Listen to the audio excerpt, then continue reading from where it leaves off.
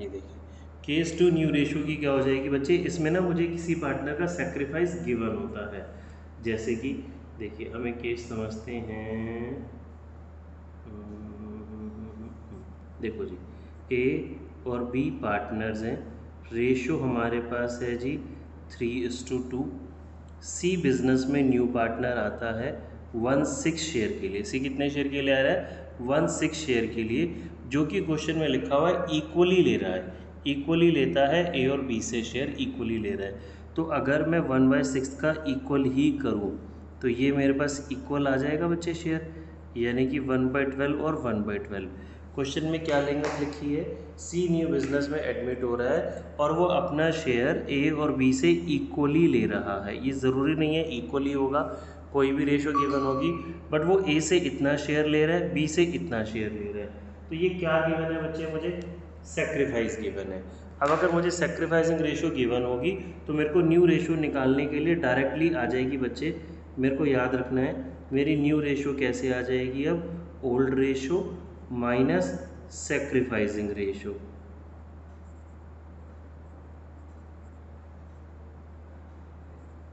Old ratio minus sacrificing ratio, ठीक है जी। तो मेरे पास 3/5 माइनस 1/12, 2/5 माइनस 1/12, ठीक है जी। तो मेरे पास न्यू रेशो ये डायरेक्टली आ जाएगी, लेट द टोटल 1 करने की ज़रूरत नहीं है। सी का शेयर हमें पता ही है क्या होगा जी, 1/6, ठीक है बच्चों। इसको सॉल्व कर लेते हैं।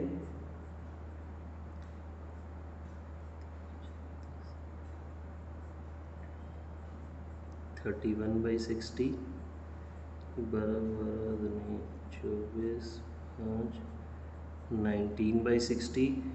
इसको 60 बनाने के लिए 10/10, तो 31:19:10, ठीक है बच्चे। अब इस केस में मेरे से पूछता है जी सेक्रीफाइसिंग रेशो बताओ। तो बच्चे क्वेश्चन में सेक्रीफाइसिंग रेशो मुझे डायरेक्टली इनडायरेक्टली बताई दी थी, 1:1 है। न्यू रेशो निकालना हमने सीख लिया, ठीक है। अगला केस समझते हैं। ये केस इम्पॉर्टेंट है, इसमें बच्चे अक्सर कंफ्यूज होते हैं और इसको गलत कर जाते हैं, ठीक है। ध्यान से देखेंगे, सेकंड और थर्ड केस में थोड़ा सा ही डिफरेंस है। यहाँ पे मैं लिखता हूँ जी आर और टी पार्टनर्स हैं, रेशो 3:2 है, ठीक है। एस न्यू पार्टनर मेरे पास एडमिट हो रहा है, एस न्यू पार्टनर एडमिट होता है और क्वेश्चन में लिखा है R surrenders 1/4 of his share, 1/4 of his share, and T surrender करता है 1/5 ऑफ हिज शेयर।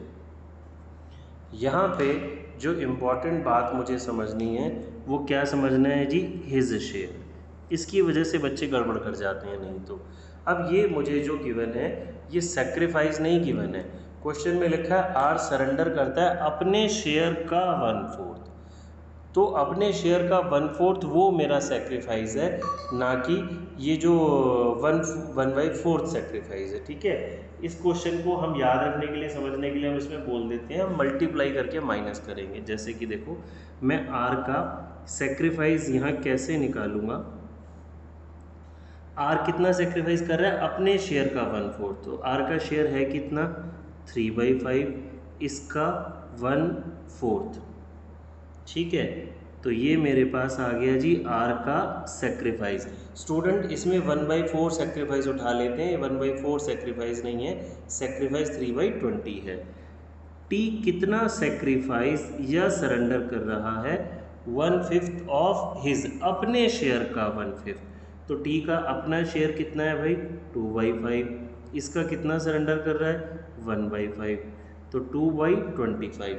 ये मेरे पास सेक्रीफाइस आ गया।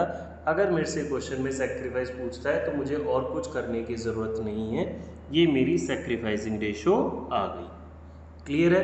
अब न्यू रेशो कैसे आएगी बच्चे, न्यू रेशो हमने देखा था अभी सेकंड केस में भी समझा था, अगर मेरे पास सेक्रीफाइसिंग रेशो होती है तो न्यू रेशो कैसे आ जाएगी, old ratio minus sacrificing ratio, ठीक है। अब ये जब मैं सेकंड केस में जो मैंने अभी समझाया मुझे सेक्रीफाइस गिवन था, तो तो ओल्ड में से मैंने सेक्रीफाइस माइनस कर दिया था, बट क्योंकि इसमें सरेंडर ऑफ हिज शेयर लिखा था तो पहले मैंने मल्टीप्लाई किया, सेक्रीफाइस निकाला, अब मैं माइनस करूँगा। ठीक है जी। तो मेरी न्यू रेशो कैसे आएगी, आर टी और देखो एस। इस क्वेश्चन में न्यू पार्टनर एस का भी शेयर गिवन ही नहीं है, तो आर का पहले शेयर था 3/5 माइनस सेक्रीफाइस 3/20, टी का पहले शेयर था 2/5 माइनस सेक्रीफाइस 2/25, एस का शेयर मेरे पास नहीं है, तो एस को क्या मिलेगा, जो ये दोनों सेक्रीफाइस करेंगे, अगर इन दोनों सेक्रीफाइस को मैं प्लस कर दूँ तो न्यू पार्टनर का शेयर आ जाएगा ना, तो ये आ गया जी 3/20 प्लस 2/25। ये जो दोनों आर और टी अपने शेयर का, अपने प्रॉफिट का हिस्सा छोड़ रहे हैं, वो किसके फेवर में छोड़ रहे हैं, एस के फेवर में, तो इन दोनों के सेक्रीफाइस को मैं क्या कर देता हूँ, प्लस। ठीक है बच्चे, बात समझ में आ गई। आप इसको एलसीएम लेके सॉल्व कर लेंगे। डन। ये इस चैप्टर का जो पहला टॉपिक आता है हमारे पास एग्ज़ाम में, दोनों ही हमारे एग्ज़ाम्स के अंदर। ठीक है। फिर अगला जो टॉपिक आता है हमारा जर्नल एंट्री बेस्ड टॉपिक होता है, ट्रीटमेंट ऑफ गुडविल। जो हमने एक चैप्टर पढ़ा था पहले वो था बच्चे वैल्यूएशन ऑफ गुडविल। ये टॉपिक है मेरे पास ट्रीटमेंट ऑफ गुडविल, गुडविल को कैसे ट्रीट करते हैं इस चैप्टर में।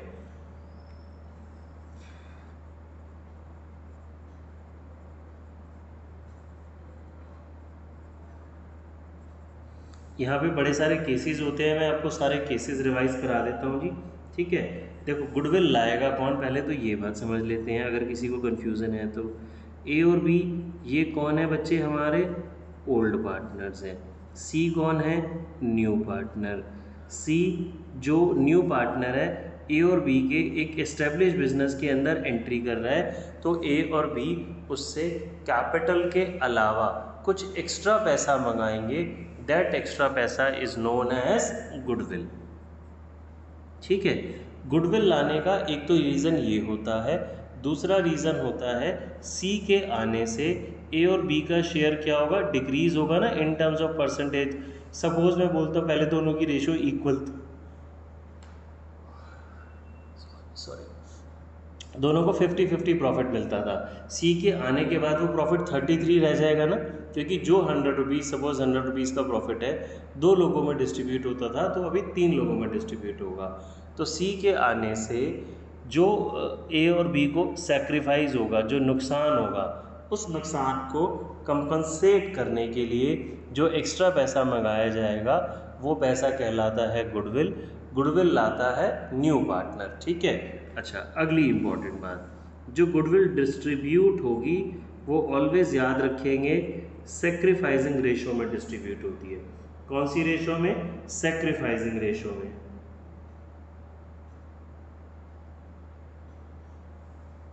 क्लियर है बच्चों, गुडविल सेक्रीफाइसिंग रेशो में जाएगी। सेक्रीफाइसिंग रेशो में क्यों जाएगी, ये जो पार्टनर जितना सेक्रीफाइस करेगा उसको उतनी गुडविल मिलेगी, अगर कोई पार्टनर कम सेक्रीफाइस करेगा तो उसको कम गुडविल मिलेगी। देखिए जी, गुडविल के केसेस करते हैं। Case number 1, new partner goodwill जो लाता है वो प्राइवेटली लाता है। प्राइवेटली का मतलब होता है न्यू पार्टनर गुडविल को बुक्स में शो नहीं करना चाहता। ठीक है जी, न्यू पार्टनर या ओल्ड पार्टनर्स हैं वो गुडविल को बुक्स में शो नहीं करना चाहते। प्राइवेट मतलब आउट ऑफ द बिजनेस, बाहर की बाहर उन्होंने दे दी। तो इस केस में बच्चे मेरा सॉल्यूशन क्या रहेगा, नो एंट्री। याद रखेंगे, हमें एग्ज़ाम में भी अगर पूछा जाएगा तो नो एंट्री ही लिखना है, तभी मुझे मार्क मिलेगा इसका। ठीक है। केस 2, गुडविल जो है न्यू पार्टनर कैश में लाता है।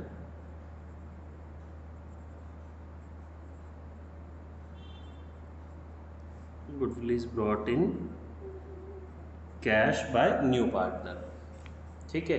ये क्लासेस बच्चे ध्यान से लो, आप सभी के, अगर मैं CUET को अभी साइड में रखूं तो आपके सभी के स्कूलों में फर्स्ट टर्म भी होने वाला है, हाफ ईयरली फर्स्ट टर्म, तो आपका पूरा सिलेबस रिवाइज हो जाएगा और CUET की रिवीजन भी साथ साथ आपकी हो ही रही है।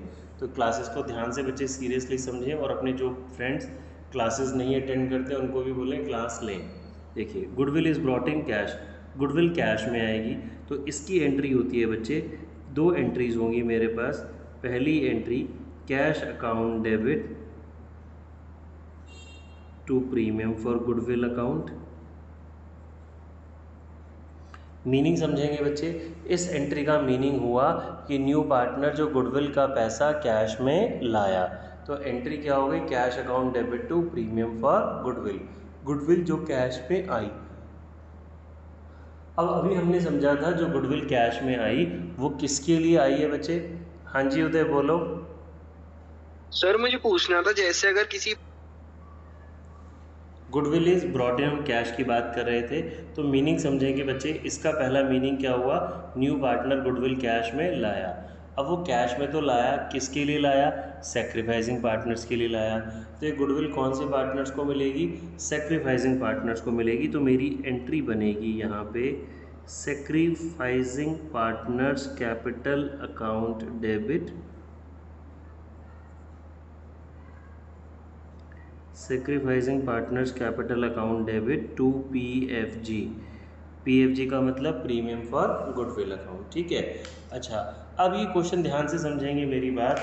अब ये सेक्रीफाइस कौन करेंगे, ओल्ड पार्टनर्स। कुछ बच्चे इसको ओल्ड पार्टनर्स भी लिखते हैं, तो ओल्ड पार्टनर लिखना ठीक है, बट अगर आपको MCQ में चॉइस आए, MCQ में क्वेश्चन आया उसमें ओल्ड पार्टनर्स वर्ड भी गिवन है, सेक्रीफाइसिंग पार्टनर्स वर्ड भी गिवन है, तो फिर ओल्ड पार्टनर गलत हो जाएगा, ये बात याद रखेंगे। उस केस में ये एंट्री सिर्फ और सिर्फ सेक्रीफाइसिंग पार्टनर्स ही रहेगी।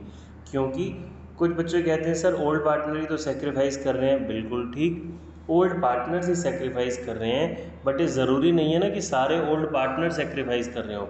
कोई पार्टनर सेक्रीफाइस कर ही ना रहा हो, उसका सेक्रीफाइस ज़ीरो आ रहा हो, तो instead of using the word old partners capital account we must use the word sacrificing partners capital account, so that हमारे मार्क्स कटने की पॉसिबिलिटी खत्म हो जाए। ठीक है बच्चे, अब आ जाते हैं जी नेक्स्ट केस पे। तो क्वेश्चन है, yes sir premium for goodwill हमने 2 बार क्रेडिट किया है, तो हमारा यहाँ पे प्रीमियम फॉर गुडविल का नेचर क्या है? वेट, ये मैं फिर ना ये मैं बाय मिस्टेक गलत लिख गया, ये एंट्री होगी, मैं गलत लिख गया सॉरी, ये एंट्री होगी PFG2, वही मुझे लग रहा था कुछ मैंने गड़बड़ कर दिया, सेक्रीफाइसिंग पार्टनर्स कैपिटल अकाउंट। ये लो मैं आपका डाउट अब, और आई थिंक वैसे तो दूर हो ही गया होगा आपका डाउट, और क्लियर कर देता हूँ। तो ये एंट्री होती है PFG2 सेक्रीफाइसिंग पार्टनर। अब इसको ध्यान से समझें, तो जिस बच्चे ने डाउट पूछा, वेरी गुड बच्चे, मैं बाय मिस्टेक लिख गया था। देखो PFG से PFG कैंसिल हो गया, cash debit to sacrificing partners, मतलब क्या हुआ, पैसा आया और सेक्रीफाइसिंग पार्टनर्स में डिस्ट्रीब्यूट हो गया। क्लियर है बच्चे? Yes sir.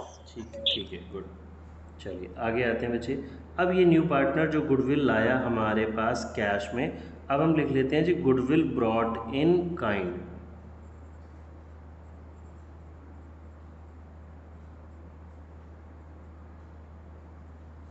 अब बच्चे काइंड का मतलब क्या होता है, काइंड का मतलब है वो डिफरेंट डिफरेंट एसेट्स ले आया। कॉन्सेप्ट यही रहने वाला है, इस एंट्री तो ये तो एंट्री के लिए कॉन्सेप्ट यही रहने वाला है, बट इंस्टेड ऑफ कैश वो जो वर्ड आएगा मेरे पास सन्ड्री एसेट्स, या जिस भी एसेट्स का नाम होगा वो एसेट्स आ जाएगा। ठीक है, कैश की जगह। हाँ जी बच्चे। सर आपकी स्क्रीन ब्लर है। नहीं बच्चे, सभी का तो कुछ ऐसा नहीं आ रहा, आप नेट चेक करो, अगर होती ब्लर तो बाकी सारे भी बोलते। देखिए अभी जो मेरी एंट्री है वो यही रहेगी, बस वर्ड कैश की जगह मेरे पास क्या आ जाएगा जी, जो भी वो पर्टिकुलर पार्टनर एसेट्स लेके आ रहा है, क्योंकि गुडविल आएगी बट कैश की जगह इन दी फॉर्म ऑफ काइंड यानी कि एसेट्स आएगी। तो मैं अभी वर्ड लिख लेता हूँ sundry assets account debit to PFG account. आपने एग्ज़ाम में शॉर्ट फॉर्म बिल्कुल भी यूज़ नहीं करनी, PFG का मतलब प्रीमियम फॉर गुडविल। अब ये जो PFG आया ये डिस्ट्रीब्यूट हो जाएगा, PFG debit to sacrificing partners capital account. ठीक है। अच्छा, ये जो हमने वर्ड सन्ड्री एसेट्स लिखा है, यहाँ पे आप एसेट्स का नाम लिखेंगे, जो भी एसेट्स आपको स्पेसिफिकली गिवन होगी, land debit, building debit, machine debit. Clear है? नेक्स्ट केस पे आते हैं।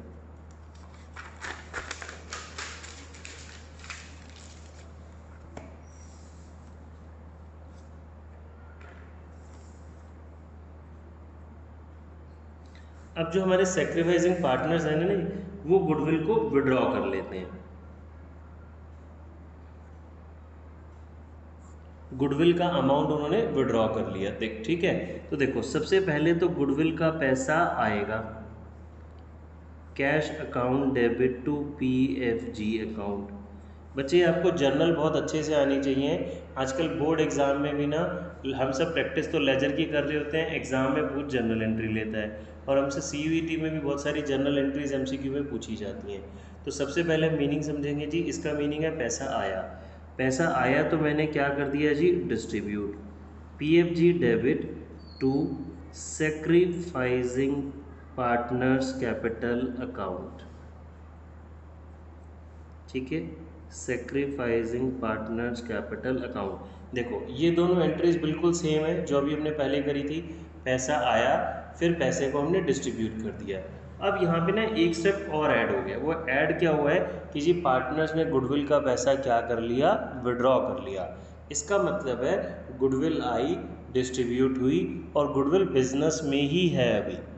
बट नेक्स्ट इसमें विड्रॉ जैसे वो बोलेगा तो मुझे एक थर्ड एंट्री और करनी पड़ेगी कि पार्टनर्स ने गुडविल का पैसा विड्रॉ कर लिया, यानी कि बिजनेस से गुडविल का पैसा बाहर निकाल लिया।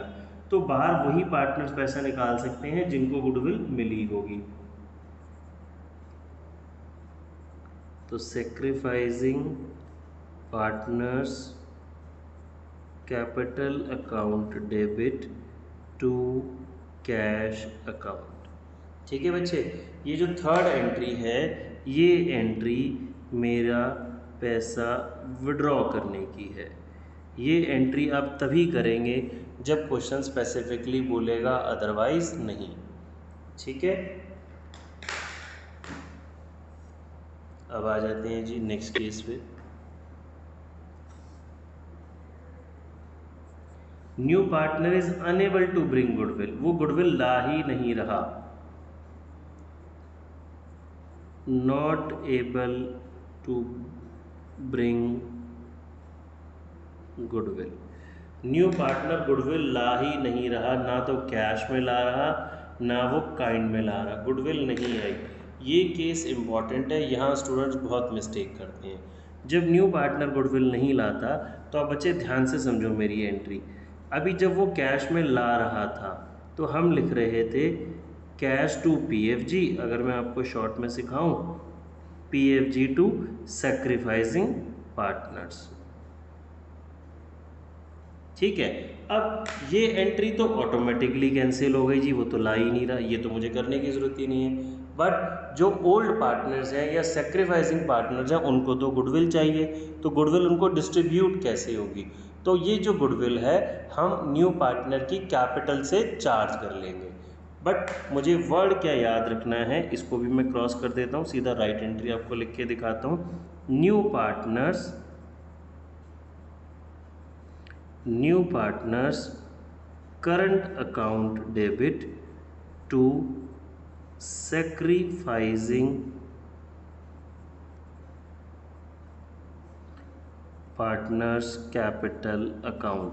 बच्चे ये बहुत इंपॉर्टेंट एंट्री है। आप यहाँ देखिए, हमने वर्ड यूज़ किया है करंट अकाउंट, यहाँ पे वर्ड यूज़ किया है कैपिटल अकाउंट। इस करंट अकाउंट का मतलब ये नहीं है कि मेरी कैपिटल फिक्स्ड हो गई, कैपिटल फिक्स्ड नहीं हुई है, सिर्फ न्यू पार्टनर के हमने करंट अकाउंट को डेबिट किया इंस्टेड ऑफ कैपिटल। चाहे कैपिटल फिक्स्ड हो या फ्लक्चुएटिंग हो, यहाँ पे मुझे न्यू पार्टनर्स कैपिटल की जगह new partners current account word ही यूज़ करना है। अब पता है आपके बोर्ड एग्जाम में वाइवा में आजकल ये क्वेश्चन बहुत पॉपुलर है। एग्जामिनर पूछता है आपसे वाइवा में कि जिसकी करंट अकाउंट को आपने डेबिट क्यों किया, इसका रीज़न बताएगा कोई बच्चा? किसी को पता है? स्कूलों में सिखाया होगा आपको कि हमने न्यू पार्टनर को डेबिट क्यों किया। कोई बच्चा बताएगा? एनीवन? सर क्योंकि वो ला नहीं पाया कैश नहीं ला पाया, प्रीमियम नहीं ला पाया वो गुडविल का, तो हम उसके करंट अकाउंट से ले लेंगे। फायदा है। एक मिनट बच्चे, वन बाय वन। अभी मैंने ये जो मुझे नाम नहीं पता बॉय का आंसर सुन लिया। अभी गर्ल बोल रही थी he will give the cash in future, Japneet ने लिखा है। ठीक है बच्चे, बट और एग्जैक्ट आंसर? हाँ बोलो। सर एक्चुअली वो उसके लिए एसेट है फर्म के लिए, तो वो आगे चल के फायदा है। ठीक है, बिल्कुल आपने ठीक आंसर बोला, बट एक एग्जैक्ट वर्ड मिस कर रहे हो बच्चे। एग्जामिनर ना वाइवा में आपको ऐसे ही कंफ्यूज करेगा। आप दोनों बच्चों का आंसर जपनीत का और ये दूसरी गर्ल का ठीक है, बट एक एग्जैक्ट वर्ड होता है बच्चे इसके लिए। सर वो कॉम्पनसेट कर रहा है ना पार्टनर्स को। नहीं सुनो, मैं आपको एग्जैक्ट वर्ड बताता हूँ। इसका मतलब होता है, ये जिस बच्चे ने बोला था ना हमने, वो हमारी एसेट है, बिल्कुल एक्यूरेट बोला, बट एग्जैक्ट वर्ड होता है बच्चे इसके लिए डेटर। देखो, अब मुझे जिस भी पर्सन से पैसे लेने होते हैं बिजनेस में, उसको हम डेटर बोलते हैं ना, और डेटर एसेट्स होता है, वो डेबिट बैलेंस होता है। तो यहाँ पे मैंने न्यू पार्टनर को अपना क्या बना लिया? डेटर बना लिया। वाइवा में जब आपका बोर्ड का वाइवा होता है ना, तो ये पूछा जाता है क्वेश्चन अक्सर। सभी स्टूडेंट्स को जितने भी क्लास में ध्यान रखेंगे, इंपॉर्टेंट क्वेश्चन है। एग्जामिनर आजकल ये क्वेश्चन बहुत पूछते हैं कि जिसको आपने डेबिट क्यों कर दिया, क्या लॉजिक है। इन्होंने ठीक बोला जी, हमें उससे पैसा लेना है, वो हमारी एसेट बन गया, बट वो कौन सी एसेट बन गया? डेटर बन गया। अब इसका ट्रीटमेंट आप सभी ने जब फुल फ्लेज क्वेश्चन किए होंगे, तो इसको ना आपको याद रखना है। जब आप फुल फ्लेज क्वेश्चन करते हैं तो बैलेंस शीट में न्यू पार्टनर को आप इधर एसेट साइड दिखाते हैं। लेट्स से ये 10,000 है और ये पार्टनर सी है, तो मैं बैलेंस शीट की एसेट्स में मुझे लिखना पड़ेगा C's current account debit. That means C मेरा कौन बन गया बच्चे? डेटर बन गया। मुझे सी से पैसा लेना है। क्लियर हो गया बच्चे सभी को? Yes sir. ठीक है, ये गलती नहीं करना बच्चे, बिना बात आपके मार्क्स कटेंगे, पूरे मार्क्स लाने हैं। चलिए आगे आते हैं नेक्स्ट केस में। अब आ जाते हैं जी इसी से रिलेटेड अगला केस। जो न्यू पार्टनर है वो पार्शियल अमाउंट ला रहा है।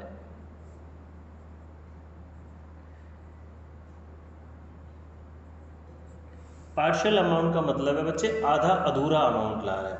आधा अधूरा, जैसे कि एक एग्जांपल लेते हैं, ए और बी हमारे पास ओल्ड पार्टनर है, सी हमारे पास न्यू पार्टनर है। इसको 18,000 गुडविल लानी थी।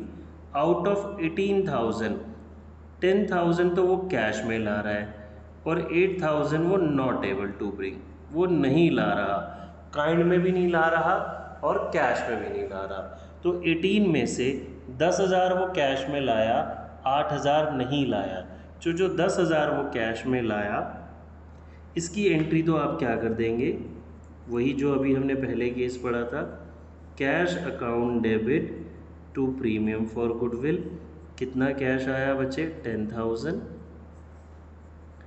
अब ये जो 10,000 आया, ये मैं डिस्ट्रीब्यूट कर दूंगा to A's capital to B's capital. कौन सी रेशो में? अब एग्जाम में मुझसे पूछेगा, कोई बच्चा बताएगा कौन सी रेशो में डिस्ट्रीब्यूट होगा ये?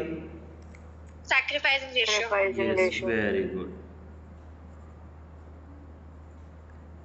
अच्छा लो, मैं आपको अब और भी थोड़ी सी चीज़ें आपको स्किल को इम्प्रूव करते हैं। मान लो यही सेम क्वेश्चन है और मुझे कुछ भी इन्फॉर्मेशन नहीं है, तो मेरी सैक्रिफाइसिंग रेशो क्या होगी? कोई बच्चा बताएगा? ये क्वेश्चन ओल्ड रेशियो। हाँ जी, ओल्ड रेशो। ओल्ड रेशो क्या है? इक्वल होगी, अगर कुछ नहीं दिया होगा तो 1:1। यस, वेरी गुड बच्चे। देखो मैंने बोला यही क्वेश्चन है, यहाँ पे मैंने रेशो मेंशन नहीं की थी। ये मेरा न्यू रेशो निकालने का फर्स्ट केस हो गया, बिकॉज क्वेश्चन के अंदर कुछ और इन्फॉर्मेशन नहीं है, तो सेक्रीफाइसिंग रेशो वही होगी जो ओल्ड है, बट ओल्ड भी मेंशन नहीं है, तो वो मेरी क्या हो गई जी? इक्वल।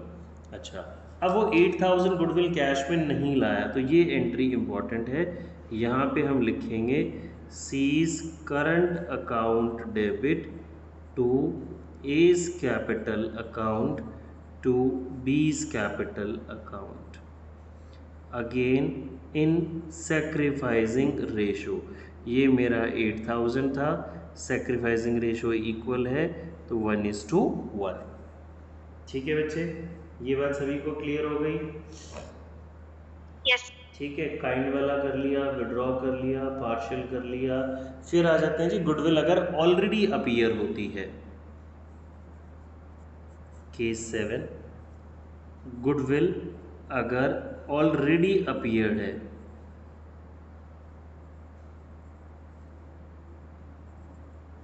सो हम कंबाइन एंट्री नहीं कर सकते जहाँ पे हम कैश टू प्रीमियम टू वो सीज करेंट अकाउंट। ये वाली बच्चे this one first and third. Yes sir. First आप कर सकते हैं जी, कंबाइंड नहीं, कंबाइंड आप नहीं करेंगे तो बेटर रहेगा। कंबाइंड कर सकते हैं, गलत नहीं होगी, बट आप अलग अलग करी करें तो बेटर रहेगा। बिकॉज जब आप लेजर पोस्टिंग करेंगे ना सपोज, तो आप वहाँ फंस सकते हैं। जब कैपिटल अकाउंट आप बनाएंगे तो उसको पोस्ट करने में आपको दिक्कत आ सकती है। इसको कैसे कंबाइन करोगे? कैश डेबिट लिख दोगे, पीएफजी तो आपने लिखा ही नहीं ना। तो इसको आप बेटर है बच्चे अलग अलग ही करो। जहाँ पे कंबाइंड हो सकती है मैं आपको खुद ही बता दूंगा इजीली जहाँ कंबाइंड होगी। सर करेंट अकाउंट अगर देखा जाए तो सिर्फ डेबिट ही हो रहा है, तो कहीं क्रेडिट भी तो होना चाहिए ना, क्योंकि एस्पेक्ट दो एस्पेक्ट्स होते हैं, डुअल एस्पेक्ट्स होते हैं। Very good, your good name? निष्ठा सर। निष्ठा मैडम, देखो मैं आपकी बात का आंसर ऑलरेडी कर चुका। कैसे? मैंने आपको यहाँ बताया था ना, बिकॉज हमने अब इसको कुछ कर ही नहीं रही, अपना डेटर बना लिया। तो सेकंड एस्पेक्ट बच्चे यही हुआ ना, मेरा डेटर हुआ, इसको मैंने बैलेंस शीट में रिकॉर्ड कर लिया। Okay sir. ठीक है, अच्छा जी। अब अगर गुडविल ऑलरेडी अपीयर्ड होती है, ऑलरेडी अपीयर्ड का मतलब होता है इन the books of old partners.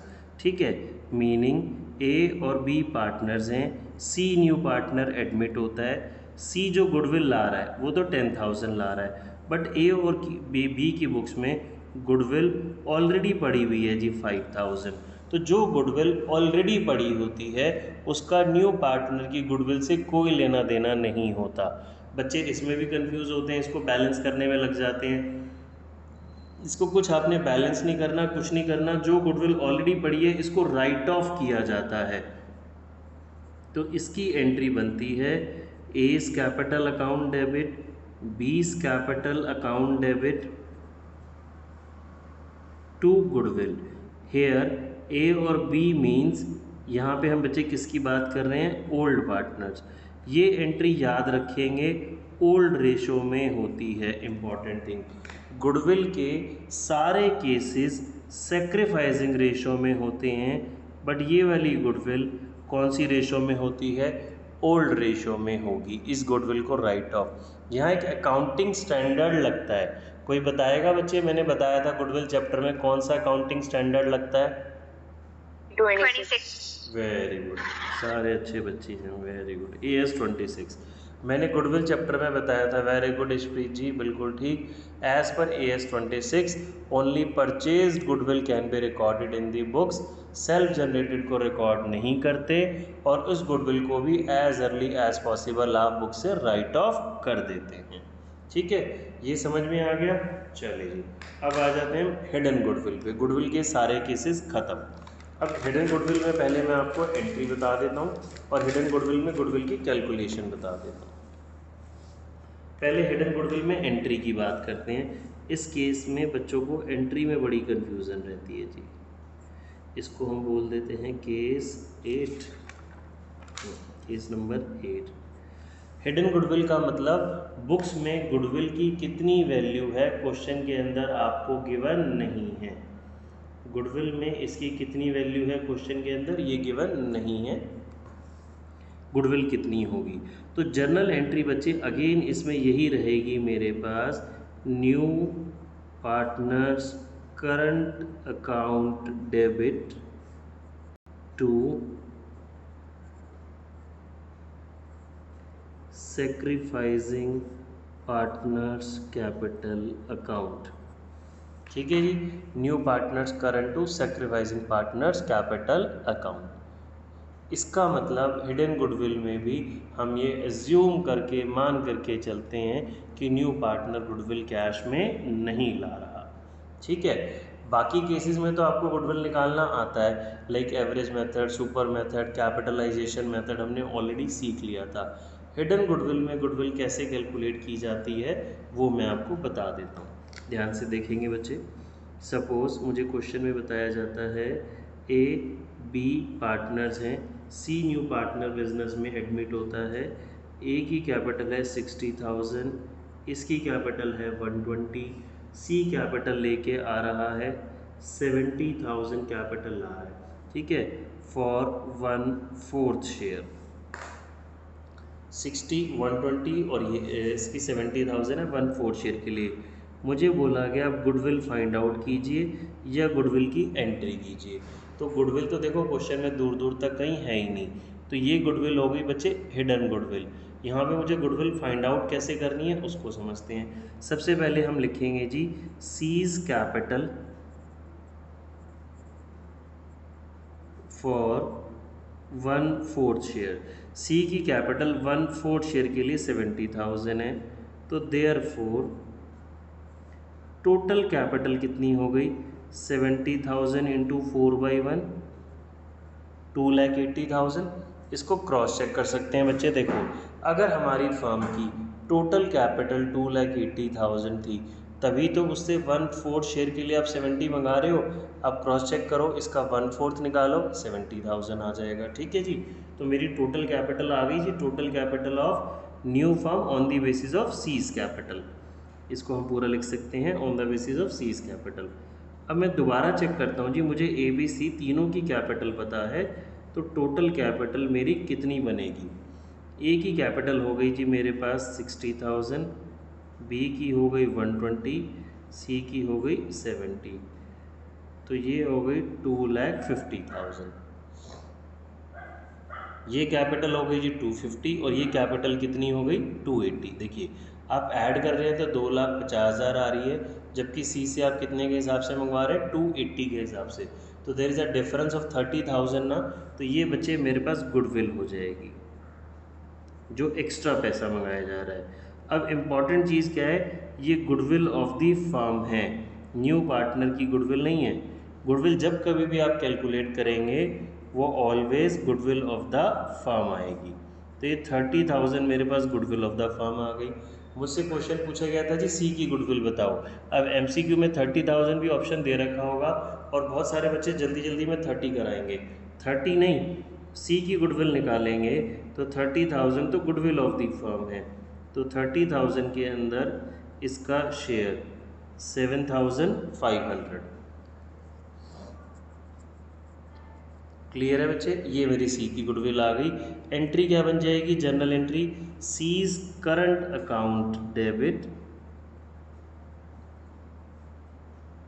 To A's capital account